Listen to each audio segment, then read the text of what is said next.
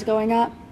Ask about the day the towers fell, and Isabella Fernandez, who was 7 years old at the time, will tell you about the dust, the airplane parts in the family's living room, and most especially, the holes. I had a friend who lived in Tribeca. She said, oh, well, a plane went through and there's holes on both sides of either twin tower. So I went through the day with this image of the two towers with holes on both sides.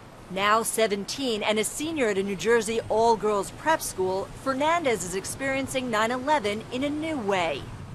What does a terrorist look like? As part of history, she's studying it in class in the context of global security and terrorism. It's important not only to look at the event, but to understand the history and the consequences. Though 9/11 is increasingly taught in schools, New Jersey's 9/11 curriculum is the first known to be sanctioned by a state education department for grades kindergarten through 12.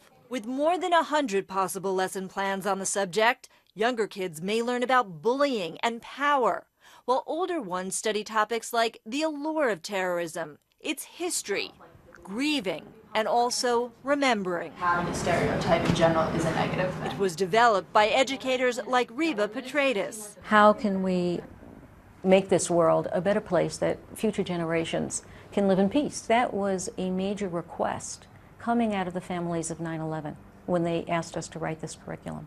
9/11 widow Mary Ellen Salamone, one of the leaders behind it, knew the time was right. These pictures mark a moment in time. They are exactly the age my children were when on 2001, when their dad was killed. For Salamone, life after has been a process, figuring out ways to explain to her 3 growing children a little more each year. In the beginning was as simple as something really bad happened in New York City and your dad died and is not coming home.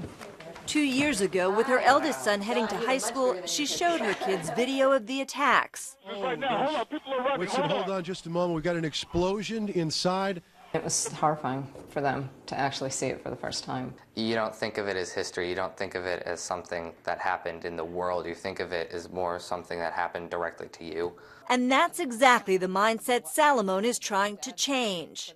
It's this much bigger global issue that has been in history and affected lots and lots of families, not just us. Timothy McVeigh, Patty Hearst, Anders Breivik.